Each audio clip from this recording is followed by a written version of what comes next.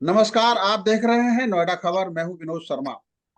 आज नोएडा शहर का एक महत्वपूर्ण बिंदु है आवास, और उस पर चर्चा हम कर रहे हैं इसलिए कि नोएडा एक औद्योगिक शहर है।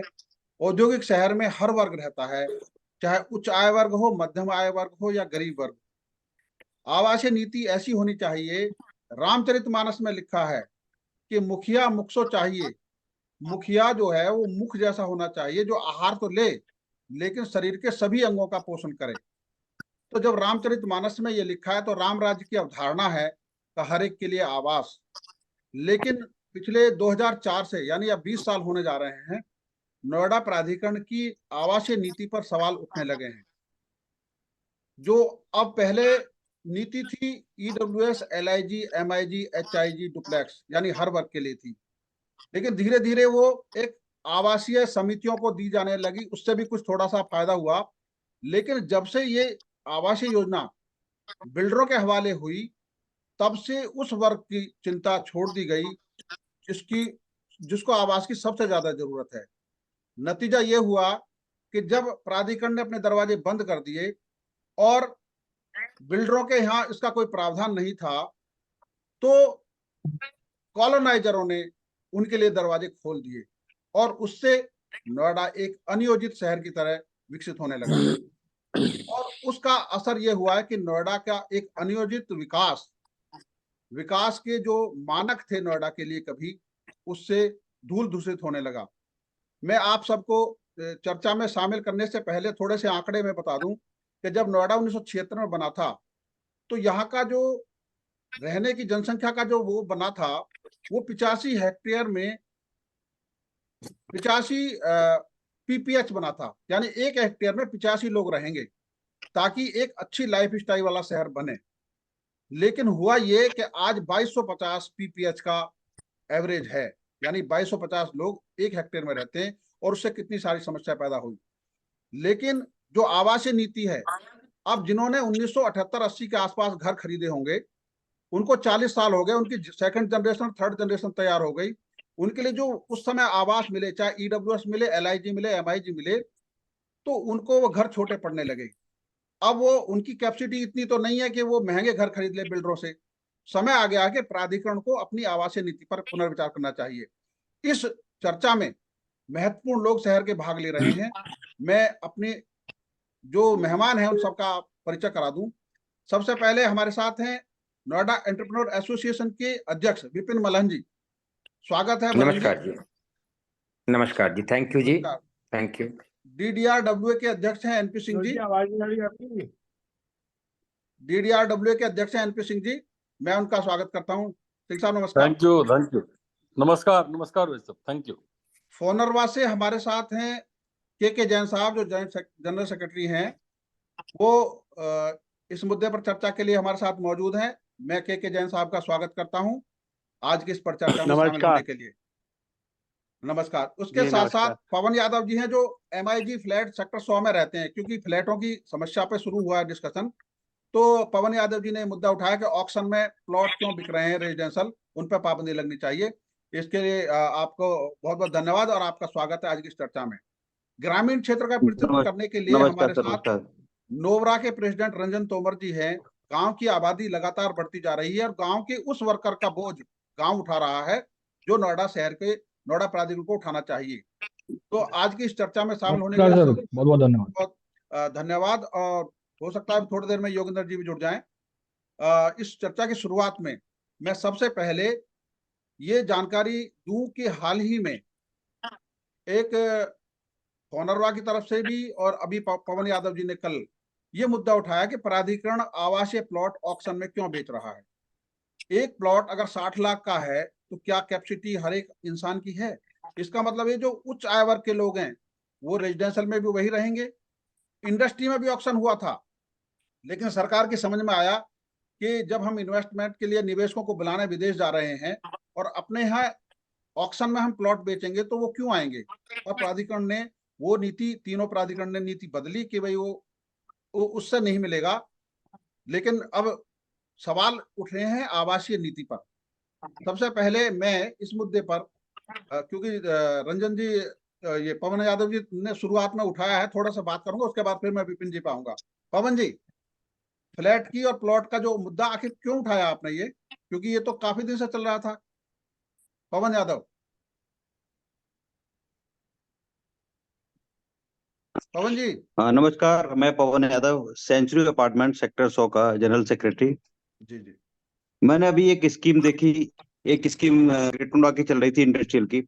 वो मंत्री जी और मुख्य सचिव जो थे इंडस्ट्रियल के, उनमें आपसी इस पे विरोधाभास हुआ कि आखिर उसको ऑक्शन में क्यों रखा जाए, एक था कि इंटरव्यू में क्यों रखा जाए। हम्म। और हेलो जी। हाँ बोलिए बोलिए। हाँ जी, आवाज आ रही है? हाँ आ रही है, आ रही है। आप बोलिए, आवाज आ रही है मुझे। हेलो। हाँ बोलिए ना, बोलिए, आवाज आ रही है। आपकी आवाज आ रही है, बोलते आ, जाइए आप। आ रही है आवाज? ठीक है सर। हाँ आ रही है। तो ये, और उसके बाद अभी अभी एक 2024 की जो जनवरी में योजना निकाली गई नोएडा प्राधिकरण द्वारा, हम्म कि कुछ बचे हुए नोएडा में विभिन्न सेक्टरों में प्लॉट बचे हुए थे, उनकी योजना निकाली गई। हम्म और कि वो ऑक्शन के आधार पर 14 फरवरी को उनका ऑक्शन होगा। हम्म तो मेरी समझ में ये नहीं आया कि जब आपने, और उस स्कीम के अंतर्गत आपने 10 लाख से लेके 55 लाख तक ईएमडी है, जिसे जमा करने के बाद बैंक में लोग पात्र बन पाएंगे प्लॉट प्लॉट के आवंटन के लिए। केवल हम्म। पात्र बन पाएंगे, प्लॉट आवंटित नहीं हुआ, केवल बोली लगाने के हकदार बनेंगे। हाँ। और इस तरह से इंडस्ट्री प्लॉट में कर दिया, कॉमर्शियल प्लॉट में कर दिया, ग्रुप हाउसिंग प्लॉट में कर दिया कि ऑक्शन लगेंगे सभी के, या हम्म इंटरव्यू होंगे। तो हम्म ऑक्शन प्रणाली जो है उसमें क्या है कि केवल उच्च वर्ग इन्वेस्टर जो है, जो हम्म बड़े धनाढ्य लोग हैं, जो इन्वेस्ट करना चाहते हैं, 10-10 प्लॉट ले लें, 20-20 ग्रुप हाउसिंग प्लॉट अलॉट करा लें, इंडस्ट्रियल प्लॉट अलॉट करा लें, वही लोग ले पाएंगे इसमें। हम्म दूसरा, जो इंटरव्यू के आधार पे भी हमेशा हम्म विरोधाभास होता है। चयन हम्म केवल अपने पक्ष को देख के होता है।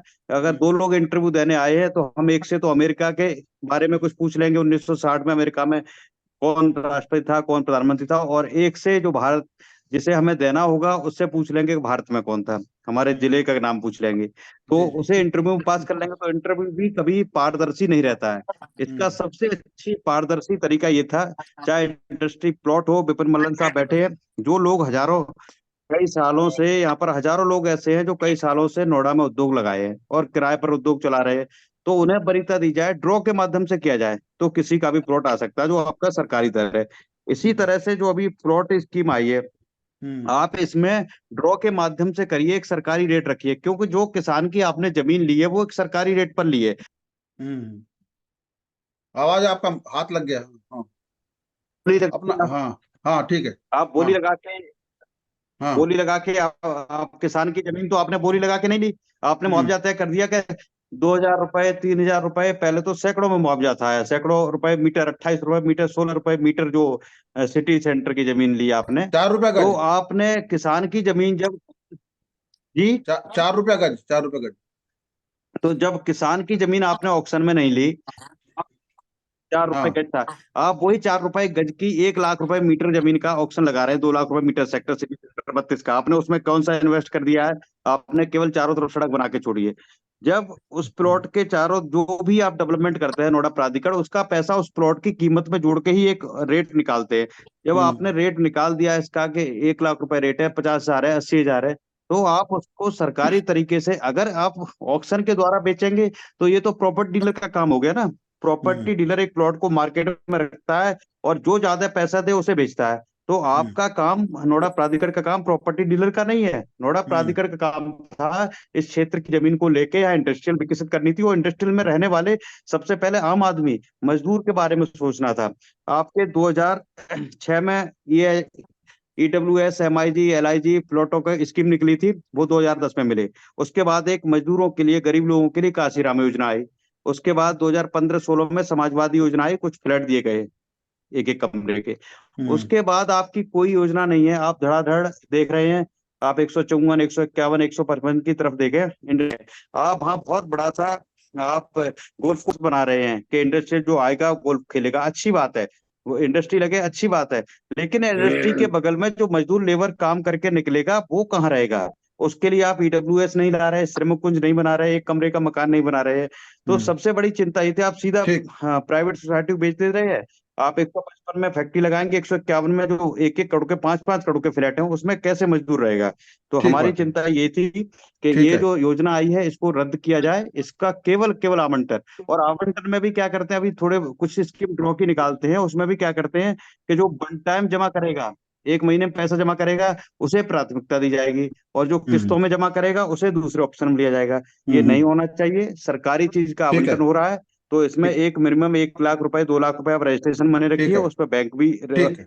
वो कर देती है, ब्याज पर पैसा। ठीक आप ठीक है उसे पवन जी, लगा के, मैं आता हूँ और आपके इसका पास। मैं सभी से अनुरोध करूंगा, एनईए से विपिन मल्लन जी से, फोनवा अपने हमारी जो संस्था है, अध्यक्ष मासिफ जी हैं, और डीडीआरडब्ल्यू रंजन तोमर जी गांव से, हम सब मिलके ये प्राधिकरण कोई दलाली काम ना करे या प्रॉपर्टी डीलिंग का काम ना करे।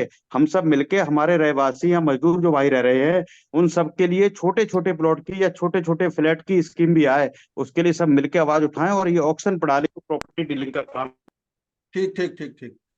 अब मेरे साथ विपिन मल्हन जी हैं, और विपिन मल्हन जी नोएडा के इंडस्ट्रियलिस्ट एसोसिएशन एनईए का प्रतिनिधित्व करते हैं, उसके अध्यक्ष हैं। और ये मत था। वर्करों के आवास की चिंता करना, ये जी विपिन जी। मल्हन जी का काम है। और विपिन मल्हन जी, जो नोएडा प्राधिकरण की आवासीय नीति है, चाहे वो प्लॉट की है फ्लैट की है, वो उसको आप किस तरीके से देखते हैं? वो पहले ईडब्ल्यूएस एलआईजी की स्कीम आई थी उस समय, लेकिन अब वो बंद हो गई है।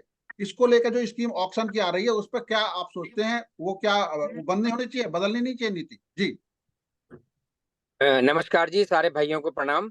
मैं तो सिर्फ एक बात यही बोलूंगा कि अगर सच में प्राधिकरण ये चाहता है या उत्तर प्रदेश सरकार ये चाहती है कि नोएडा, ग्रेटर नोएडा और यमुना जी। में इंडस्ट्री आए, तो सबसे पहले इंडस्ट्री की जो रीढ़ की हड्डी होती है वो हमारा श्रमिक होता है। हम्म उसकी आवाज की भी चिंता उनको करनी चाहिए। हम्म उनके बच्चे कहाँ पर पढ़ेंगे, उनके बारे में भी उनकी सोच रखनी चाहिए। आपने पीछे देखा होगा कि जब हम कोविड काल से निकले, तो हमारे नोएडा के सारे श्रमिक अपने गांव में भाग गए, क्योंकि हाँ। उनका सिर्फ इस शहर से यही प्यार था कि हम यहाँ 12-15 हजार रुपए की रोजी रोटी कमाने आए हैं। उसके बाद अगर वो बंद हो गई, तो हम अगर मरेंगे भी तो अपने गांव जाके मरेंगे। हाँ। अगर यहीं पर प्राधिकरण द्वारा उनको एक एक कमरे का मकान दिया होता, तो उन्हें भी ये लगता कि इस शहर के साथ हमारा सिर्फ रोजी रोटी के अलावा यहाँ पर हमारे मकान भी है, हमारी यहाँ पर बच्चे भी पढ़ रहे हैं, तो उनका एक अपना प्रेम यहाँ पे जागृत होता। तो हम्म प्राधिकरण जो प्राइवेट बिल्डरों को जमीनें बेच बेच कर मुनाफा कमाना चाह रहा है, या सुपर प्रॉपर्टी डीलिंग का काम कर रहा है कि किसानों से जमीन ले ली और उद्योगपतियों को या बिल्डरों को एक हाथ से बेच दी, हम्म इसके अलावा उसका कोई काम नहीं है। जबकि हम्म प्राधिकरण के पास इंजीनियर का, प्रोजेक्ट इंजीनियर का, दुनिया भर के उनके पास पूरी की पूरी टीम है। वो चाहे तो अपनी उस टीम का इस्तेमाल करके यहाँ हम्म पर 1 रूम सेट, 2 रूम सेट और जो मध्यम आय वर्ग वाले हैं उनके लिए मकान बना सकते हैं। हम्म। पर मैं यहाँ पर आपका एक बात में संज्ञान और लाऊंगा कि जी। आज की डेट में जो ये रेट बढ़ाते जा रहे हैं, 40 लाख का मकान, 70 लाख का मकान, वो कोई भी यहाँ का मजदूर अफोर्ड नहीं कर सकता, ना कोई निम्न आय वर्ग का आदमी इसको अफोर्ड कर सकता है। हम्म इसकी कीमत भी इनको उसी हिसाब से आकलन करनी पड़ेगी कि जिस रेट से इन्होंने मुआवजा किसान को दिया, उसके ऊपर इंफ्रास्ट्रक्चर कॉस्ट कितनी आई, उसके हिसाब से ये रेट निकाले। तो मुझे हम्म लगता नहीं है कि कहीं 20-22 लाख रुपए से ऊपर का ये मकान जाएगा। हम्म प्लस जितने भी ये मकान निकाले जाएं, ये 15-20 साल की किस्तों के लिए निकाले जाएं, ना कि हम्म वन टाइम पेमेंट आप कर दीजिए और आके मकान का कब्जा ले लीजिए। बिल्कुल। ये काम तो सिर्फ प्रॉपर्टी डीलर ही करते हैं, ना हम्म कि आप इस शहर को अगर बसा रहे हैं इंडस्ट्रियल टाउनशिप। आप हम्म अगर विदेशों से बात करें, चाइना जाइए, कल जाके अपनी इंडस्ट्री चालू कर दीजिए, क्योंकि हम्म श्रमिकों का वहीं पे जगह होती है रहने के लिए, उनके हम्म बच्चों के रहने की जगह होती है। तो हम्म ये शहर तो अब हमारा अजीब सा शहर बन गया है। इसको हम्म कहते हैं मिक्स शहर। ना ये हम्म इंडस्ट्रियल रहा, ना ये कॉमर्शियल रहा, ना ये रेजिडेंशियल रहा, ये है क्या? तो इसके बारे में यहाँ के अधिकारियों को सोचना पड़ेगा और उसी हम्म के हिसाब से इनको नीति बनानी पड़ेगी। थैंक यू जी। बिल्कुल बिल्कुल, धन्यवाद विपिन जी। आपने श्रमिक वर्ग थैंक की बात रखी सो- कि उनके आवास की सर। व्यवस्था होनी चाहिए, और कायदे में जब बिल्डरों को भी आप दे रहे हैं, तो उसमें भी वो वर्ग है जो उनके घरों में लोगों में काम करते हैं, उनके आवास की व्यवस्था भी नहीं हो पा रही है। ये एक बहुत बड़ी बिल्कुल। चिंता की बात है, और इससे ये शहर पूरा एक इस तरह का आकार लेता जा रहा है कि जो नियोजित शहर था, वो धीरे धीरे धीरे एक अनियोजित शहर में तब्दील होता जा रहा है। और हमारे जो विकास का मॉडल था नोएडा का, वो धीरे धीरे कहीं ना कहीं ध्वस्त हो रहा है। इस बारे में हम सबसे पहले एनपी सिंह जी से बात करेंगे, जो DDRW के अध्यक्ष है, कोनरवा के भी इतने साल तक अध्यक्ष रहे हैं। मैं माफी चाहूंगा, मेरी एक GST में मीटिंग है, मैंने निकलना है। जी जी, धन्यवाद धन्यवाद, आपने समय दिया इसके लिए बहुत बहुत धन्यवाद विपिन भाई। Thank you sir. Thank you, धन्यवाद विनोद जी। मेरा सबको नमस्कार। और भाई विपिन जी ने जिस तरह से, मेरी आवाज आ रही है विनोद जी? हाँ, आ रही है जी जी। जिस तरह से विपिन जी ने बात को रखा है, बाकी अच्छी बात है, और पवन भाई ने भी अपनी बात को रखा है। देखिए, नोएडा प्राधिकरण में जब तक हमारी जनता की, हमारे उद्योगपतियों की, हमारे जनप्रतिनिधि की, हमारे शहर के वासियों की भागीदारी नहीं होगी, तब तक वो अपनी मनमर्जी से ऐसा ही करते चले जाएंगे। नोएडा प्राधिकरण एक सरकारी, इस तरह से सरकार काम करती है कि जिसमें हमारी कोई भागीदारी नहीं होती और हमारी बात को कहीं सुना नहीं जाता, जनता की कहीं भी बात सुनी नहीं जाती है, और वो अपनी मर्जी से काम चलते चले जा रहे हैं। नोएडा प्राधिकरण अगर श्रमिकों के मकान निकालता तो जितनी झुग्गी है वो झुग्गी हटाई जा सकती थी, झुग्गी डलती ही नहीं। यहाँ पर पूरा शहर में जगह जगह झुग्गियां डाल दी गई हैं, जगह जगह अनऑथराइज कॉलोनियां काट दी गई हैं, जगह जगह बिल्कुल गलत तरीके से मकान बना दिए गए हैं। तो ये सारे के सारे प्राधिकरण की मिली भगत से, प्राधिकरण की कमाई के लिए ये काम किए जाते हैं। प्राधिकरण के अधिकारी नंबर 2 के तरीके से पैसा कमाते हैं। अपने पहले कहते हैं कि झुग्गी डाल लीजिए, उनकी झुग्गी डलवाई जाती है, उनसे पैसा लिया जाता है और फिर वो हटती नहीं है झुग्गी यहाँ से। अगर नोएडा प्राधिकरण सिस्टम से काम करे तो पहले नोएडा प्राधिकरण को हमारे नोएडा वासियों की भागीदारी अपने साथ लेनी पड़ेगी, हमारे जनप्रतिनिधियों को लेना पड़ेगा और हमारी बात को सुनना पड़ेगा, और यहाँ के उद्योगपतियों को साथ लेकर चलना पड़ेगा। क्योंकि यहाँ ये new Okhla industrial development authority है, यहाँ पर इंडस्ट्रियल शब्द जुड़ा हुआ है, ये औद्योगिक क्षेत्र है, लेकिन औद्योगिक क्षेत्र में जो औद्योगिक सुविधाएं होनी चाहिए वो नहीं मिलेंगी तो औद्योगिक कैसे खड़ा होगा। आपने देखा होगा आज के 20 साल पहले जो उद्योग थे वो सारे बंद हो चुके हैं। आज नए उद्योगों की तरफ तो आप जा रहे हैं, लेकिन पुराने उद्योग पूरे के पूरे बंद हो चुके हैं। आपके 80% उद्योग यहाँ से बंद हो चुके हैं या वो पलायन कर चुके हैं। तो उसका कारण यही है कि यहाँ पर वो सुविधाएं नहीं है जो होनी चाहिए। और हम सबको मिलकर आपके माध्यम से, यहाँ की मीडिया के माध्यम से हमारी बात अगर पहुंचेगी तो नोएडा प्राधिकरण में हम लोगों का चुना हुआ प्रतिनिधित्व, हमारा चेयरमैन, हमारे अधिकारी पदाधिकारी होने चाहिए, हमारी बात को सुना चाहिए। क्योंकि नोएडा की जनता जिस बात को समझती है वो अधिकारी नहीं जानते। उनका उद्देश्य केवल एक ही होता है कि लखनऊ को उनको रिपोर्ट करना, जनता की सेवा करना उनका उद्देश्य नहीं है। लेकिन शहर को बसाने के लिए जनता की बात को सुनना पड़ेगा और जनता के साथ, जनता के सुझावों को मानकर उस पर काम करना चाहिए इनको। तो मेरा तो यही कहना है कि यहाँ पर करने के लिए नोएडा प्राधिकरण में जब तक हमारी भागीदारी नहीं होगी तब तक ये समस्याएं आती रहेंगी। नहीं, फिलहाल सिंह साहब, अध्यक्ष जी साहब निकल गए हैं। अच्छा, सिंह साहब सिंह साहब जी अभी शायद इस पे वो बात रखते कि ये प्लॉट की जो स्कीम है उस नहीं वो हम करेंगे, क्योंकि बात जब चली रही है। रंजन जी हमारे साथ हैं। रंजन जी ये बताइए कि जो प्राधिकरण की इस नीति का ग्रामीण क्षेत्र में जो है उस पर क्या असर पड़ रहा है, क्योंकि गांव में भूमिहीन लोग भी थे जब नोएडा बसा था, तो जिन लोगों की जमीन नहीं थी, ऐसे लोग थे जो किसान पर आधारित थे, लेकिन उनके लिए कोई व्यवस्था नहीं हो पाई। साथ ही गांव में प्रेशर बढ़ रहा है, जनसंख्या का दबाव। वो प्राधिकरण की इसी गलत नीति का असर कह सकते हैं कि जहां पर हम लोअर क्लास और मीडियम क्लास का ध्यान नहीं रख रहे आवासीय नीति में, और 50 लाख 70 लाख 2 करोड़ 3 लाख करोड़ के फ्लैट बनाए जा रहे हैं, प्लॉट बिक रहे हैं।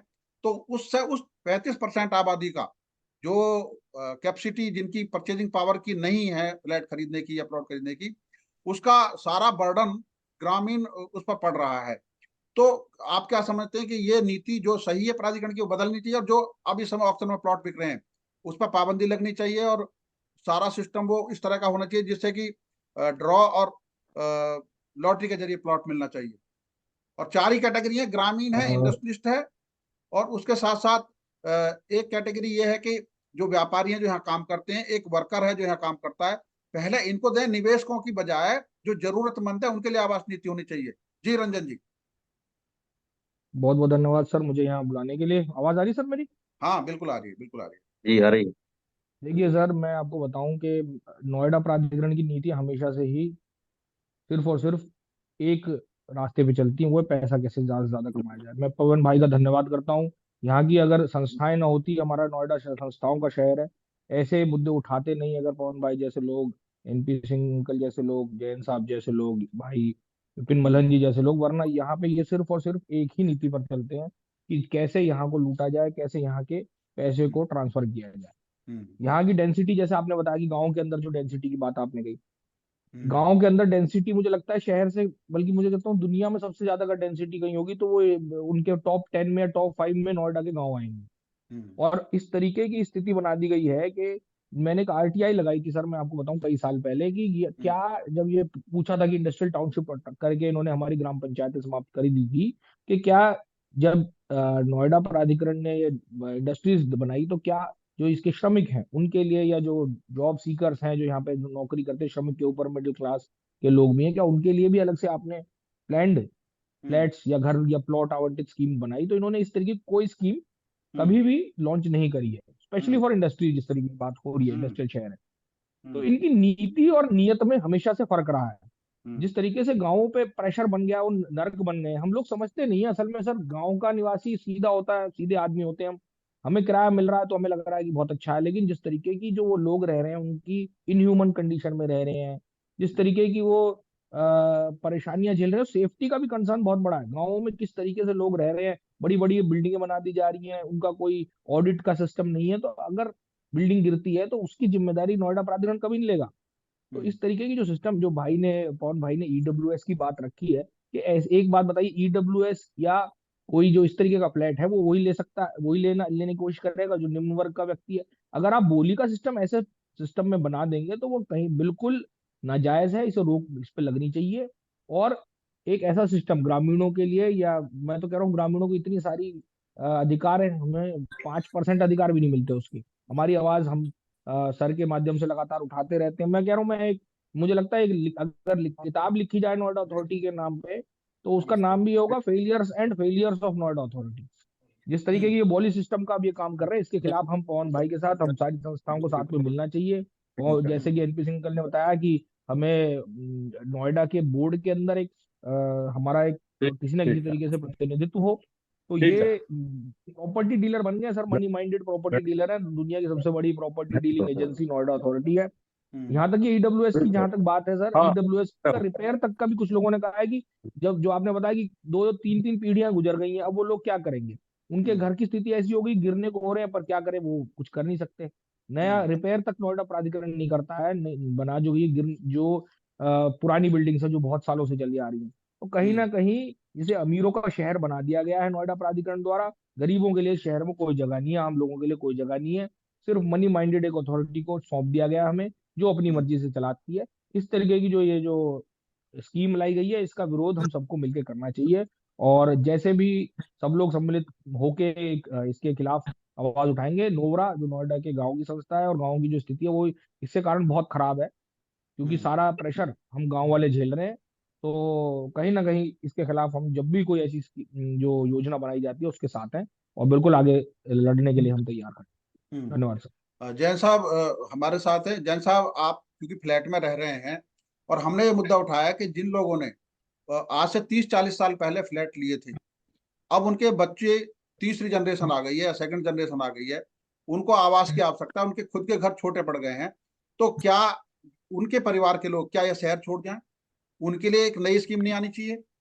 उन्हीं के लिए स्पेशल स्कीम आनी चाहिए। 4 कैटेगरी है, फार्मर हो गए, इंडस्ट्रिस्ट हो गए, उसके अलावा किसान हो गए जो ग्रामीण क्षेत्र में वो हो गए, और जो प्राधिकरण के कर्मी हैं, भले ही वो रिटायर भी हो गए हैं तो वो कर्मी तो हैं ही, उनका परिवार तो यहीं रहते हैं ना। और साथ के साथ आप जैसे लोग जो फ्लैटों में रहते हैं और परिवार बड़े हो गए तो उनको जरूरत है, तो प्राधिकरण को ऐसी स्पेशल स्कीम लानी चाहिए जो यहाँ के निवासियों के लिए हो, ना कि बाहर के इन्वेस्टरों के लिए हो। इन्वेस्ट करने के लिए अभी समय यहाँ पर कोई प्रॉपर्टी नहीं है नोएडा में कि बाहर के लोगों को बुलाओ यहाँ इन्वेस्ट कराओ। अब ये जरूरत उन लोगों की है जो यहाँ शहर में रहते हैं, उनकी आवश्यकता के लिए स्कीम आनी चाहिए। क्या कहते हैं जय साहब आप? और ये जो स्कीम आई हुई है ऑप्शन की, इस पर कैसे आप लोग कोर्ट जाएंगे? क्या आप लोगों ने इस संबंध में बात की है, होनरवा के नाते? हाँ आपने दो पॉइंट उठाए हैं। एक मेरा इंडिविजुअल मामला है जी जी कि जब हमने फ्लैट लिया था उस समय हम दो ही लोग थे। अब जी। फैमिली बढ़ गया, बच्चे हो गए। ये बिल्कुल सही बात है कि अब हमें बड़े फ्लैट की जरूरत है। और आज की स्थिति यह है कि बड़े फ्लैट को खरीदने का तो एक सपना हो गया है। अगर आज नोएडा में किसी मीडियम सेक्टर में भी अगर आप परचेज करने जाएंगे तो 1 करोड़ से कम का कोई फ्लैट अवेलेबल नहीं है नोएडा शहर के अंदर। दूसरा, जो एनक्रोचमेंट हो रहा है, आज नोएडा अथॉरिटी कहती है ये एनक्रोचमेंट हो रहा है। इसका कारण यही है कि हम 2 कमरे में रह करके छोटी हमारी जगह बदलती है, तो सोच हमारी कोशिश होती है कि एक छोटा सा कमरा और निकल जाए कि हमारा बच्चा उसमें पढ़ ले बैठ करके, या कुछ और व्यवस्था हो जाए। तो जो एनक्रोचमेंट हो रहा है वो इसी वजह से हो रहा है शहरों के अंदर, क्योंकि व्यवस्था हमारे पास 2 लोगों की है, बच्चे हो गए तो अब हमें बड़ी एकोमोडेशन की जरूरत है। और दूसरा, ये मामला जो अपना बार बार हो रहा है, ये पहले भी हमने नोएडा अथॉरिटी के सीओ के लेवल पे उठाया था और उन्होंने हमें आश्वासन भी दिया था। और अभी हाल ही में सीओ साहब से भी इस पे मुलाकात हुई थी, ये बात हुई थी कई इशू पे। तो उन्होंने कहा है कि अब आप एक पूरा एक प्रपोजल बनाइए मीटिंग का, और उसमें ये सारी बात हम लोग डिस्कस करेंगे। लेकिन मुझे लगता है कि ये सीओ के लेवल का मामला नहीं है, और हम लोग भी चीफ मिनिस्टर, माननीय चीफ मिनिस्टर से जो है, उनको भी लेटर लिख करके अगर हमें अगर ऐसा कोई मौका मिलता है तो हम उनसे पर्सनली मिल करके ये बात सामने रख सकते हैं कि जो मिडिल फैमिली है आज की तारीख में, 1 कमरे का जो फ्लैट है सैकड़ों के अंदर 12 से लेकर 15,000 रुपए का उसके अंदर किराया है। और आप बताइए, एक फैमिली में अगर 1-2 बच्चा पढ़ता है, तो अगर आपकी 50,000 की भी सैलरी है तो वो अपना दाल रोटी का इंतजाम नहीं कर सकता है। तो ये शहर को बसाने के लिए, क्योंकि इसमें मिडिल क्लास भी रहता है, हाई लेवल के लोग रहते हैं, लेबर भी रहती है, तो हमें ऐसा सामंजस्य करना चाहिए कि सब लोग यहाँ पर एक एकोमोडेट हो सके। और हमारा शहर सिर्फ बड़े लोगों के लिए ना रहा है, हर कोई इसमें अपने लेवल से अपने जितना वो अफोर्ड कर सकता है उसको यहाँ पर रहने की व्यवस्था हो जाए। जहां तक ये स्कीम की बात है, इस स्कीम का हम चीफ मिनिस्टर को भी लेटर लिख रहे हैं, और सीओ साहब से हमारी मीटिंग जल्दी होने वाली है। ये मामला भी वहां पर उठाया जाएगा। और हम लोगों ने ये बात उनके स्कीम से पहले, क्योंकि इसमें चर्चा हुई थी कि जितनी अपनी सोसाइटी बन रही है, प्राइवेट बिल्डर बन रहे हैं, उनके रेट इतने हो रहे हैं, और जो बन गई है वहां रजिस्ट्री नहीं हो रही है, वहां के लोग परेशान हैं। तो इस सिलसिले में हमारी इस संबंध में बातचीत हुई थी। तो ये जो मामला है ये बहुत ही महत्वपूर्ण मामला है, क्योंकि यहाँ पर सभी लोगों को रहने का कोई ना कोई ऐसा अवसर मिलना चाहिए कि वो अपना मकान यहाँ पर खरीद सके। जी विनोद जी। हाँ, देखिए, बहुत बढ़िया बात इसकी आपने कही। 14 देखो, तारीख को जनता इसकी के ड्रॉ की डेट अधिकारों है की जो सर। लड़ाई है इस गौतम बुद्ध नगर में जबरदस्त लड़ी गई है और जनता ने जीत हासिल की है। मैं पहला मामला गौतम बुद्ध नगर जिले की बहाली का है, जो जनता ने लड़ी और जीती। डीएनडी के एनपी सिंह जी बैठे हैं, डीएनडी की लड़ाई जनता ने लड़ी और जीती। जो सरकार है वो बिल्कुल डिसीजन नहीं, अभी जैसे अभी लिफ्ट एंड एक्ट वाला मामला बना, जनता जागरूक हुई, उन्होंने मांग उठाई, वो मांग प्रेशर बना, प्राधिकरण ने शासन को लिखा, शासन ने उस पर लिखा, जनप्रतिनिधियों ने भूमिका निभाई और वो लिफ्ट एक्ट बन गया। तो ये जो मुद्दा है ये ऐसा मुद्दा है जो जनता से जुड़ा हुआ है, जिसमें मोनोपोली प्राधिकरण की नहीं चल सकती। प्राधिकरण को सब वर्गों का ध्यान रखना पड़ेगा, चाहे नोएडा हो, ग्रेट नोएडा हो, यमुना हो। अगर नहीं रखेंगे तो ये नियोजित शहर अनियोजित हो जाएंगे, अनियंत्रित हो जाएंगे। एनपी सिंह जी कुछ कहना चाह रहे हैं? जी। मैं ये कहना चाहता हूँ, नोएडा की अगर हम बात करें तो नोएडा में कम से कम 2 लाख एम्प्लॉय जो बेचारे श्रमिक हैं, और 1 लाख कम से कम 50,000 के लगभग सिक्योरिटी गार्ड हैं जो यहाँ पर काम करते हैं, जी जो जी हमारे लिए 24 घंटे काम करते रहते हैं। उनको रहने की व्यवस्था नोएडा में कहीं भी नहीं है। तो नोएडा प्राधिकरण को श्रमिक कुंज के रूप में छोटे फ्लैट ऐसे निकाल कर देने चाहिए जहां पर हमारे सिक्योरिटी गार्ड और हमारे श्रमिक लोग यहाँ पर रह सकें। उनके लिए प्लानिंग लानी चाहिए। जो बड़े 400-400, 500-500 मीटर के प्लॉट जो बेचे जा रहे हैं, उनको ना बेचकर इनको फ्लैट बनाकर श्रमिकों को और सिक्योरिटी के कर्मचारियों को मिलने चाहिए यहाँ पर, ताकि ये शहर की सुरक्षा भी रह सके और ये शहर के जो उद्योग हैं हमारे वो ठीक से चल भी सके। मैं ये कहना चाहूंगा प्राधिकरण से और उत्तर प्रदेश सरकार से कि सिक्योरिटी कर्मचारियों के लिए और श्रमिकों के लिए, सभी के लिए यहाँ पर छोटे 1 कमरे वाले रूम बनाकर देने चाहिए और इंस्टॉलमेंट में मिलने चाहिए उनको, ताकि वो अपना कम से कम 1,000-2,000 रुपए पर महीना देकर उन मकानों को ले सके और उनमें रह सके। ये मेरा बिल्कुल अनुरोध है। बिल्कुल। पहले जब नोएडा बना था सर तो हायर मेरा परचेज मेरा सिस्टम विनोद था। जी एक एक मिनट, हायर परचेज सिस्टम था, 15 से 20 साल की स्कीम थी और लोगों को वो बर्डन नहीं पड़ रहा था। और उस समय जो आज एक एनजीओ असंगठित क्षेत्र है, जो घरों में काम करने वाले लोग हैं, इनके लिए भी समस्या है। और जो लगभग 6 लाख के करीब ईएसआई धारक है, ईएसआई धारक वो लोग हैं जिनकी आय 21,000 रुपये महीने से कम है। तो 6 लाख तो यही लोग हैं। तो जब उनके लिए आवास की व्यवस्था नहीं होगी तो क्या होगा? पवन जी, आखिर में, क्योंकि अब हमारे पास 2 मिनट का समय है, आप 1 मिनट में बात करें और उसके बाद रंजन जी। पवन जी। मैं मैं एक मिनट हाँ, बोलिए। मैं केवल एक सभी मेहमानों से मैं अनुरोध कर रहा, सभी साथियों से अनुरोध, सभी संस्थाओं के आप पुरोधा हैं और अनुभवी है, मैं केवल एक अनुरोध कर रहा, इस स्कीम की जो इन्होंने अभी निकाला है कि हम ऑक्शन के द्वारा करेंगे, इसकी 14 तारीख है, 14 तारीख को ऑक्शन हो जाएगा। हम मीटिंग करते रहेंगे। हमें इस मुद्दे पे, जिस तरह से हम डीएनडी अन्य मुद्दों पर हम कोर्ट गए थे, अगर रंजन भाई बैठे हैं, इसमें कोर्ट जाना चाहिए। इस स्कीम को कैसे हो ड्रॉ हो, सबके लिए, सभी पात्र बने, जो सरकारी रेट है उस पर इनका आवंटन हो। अगर इन प्लॉटों, जो बचे हुए प्लॉट आवंटित होना है तो उन पे हो, तो सबसे पहले हम सब लोग मिलकर 14 तारीख को जो स्कीम का आवंटन होना है ऑक्शन द्वारा, इसको किस तरह से रोका जाए, स्टे किया जाए, उसके लिए जरूर सब लोगों को करें कोशिश। जी जी, हाँ, रंजन जी। बिल्कुल सर, बिल्कुल इसके खिलाफ हमें कोर्ट जाने का प्रयास करना चाहिए, क्योंकि बहुत नजदीक है। या तो उससे पहले एक बार अगर मीटिंग हो जाए सीओ महोदय से, अन्यथा एक कोर्ट जाने का ऑप्शन हमारे पास बिल्कुल रहता है और कोर्ट इस पे स्टे लगा सकती है। जिस तरीके की वो हमारे पास मुद्दे हैं, वो कोर्ट जरूर, मुझे लगता है कि कोर्ट की शरण में जाने से बेनिफिट होगा। और हम लोग बिल्कुल साथ में इससे पहले करना पड़ेगा प्रयास। या तो सीओ इस चीज को रोक दे, अन्यथा कोर्ट ही हमारे पास एक लास्ट विकल्प है। आप सब ने इस चर्चा धन्यवाद में सर। हिस्सा लिया और बहुत सार्थक चर्चा रही और वो मुद्दे उठे, उनकी आवाज है आप लोग जो बोलते नहीं, यानी जिनके अधिकारों की लड़ाई वो खुद नहीं जानते, उनके अधिकारों की लड़ाई आप लोग लड़ रहे हैं। और उम्मीद है कि जो महंगी आवासीय योजना आई हुई है, इसको कैंसिल किया जाए और उन गरीब वर्ग के लोगों इसे के लिए आवासीय पोस्टपोन योजना किया लाई जाए। आप सबका बहुत बहुत धन्यवाद। NP Singh ji, Pawan Yadav ji, thank Ranjan you. Tomar ji, K Jain जी, और हमारे साथ विपिन मल्हन जी जुड़े हुए थे। उन सबका उनका भी धन्यवाद, बहुत बहुत बहुत बहुत धन्यवाद। और धन्यवाद सर। उम्मीद है कि प्राधिकरण इस पर गंभीरता से चिंतन करेगा चलिए, और उनके अधिकारों को बहाल करेगा सब जिनको मिलकर उठाओ। जरूरत है। जी, नमस्कार। थैंक यू, धन्यवाद, नमस्कार। बहुत बहुत बहुत बहुत धन्यवाद सर।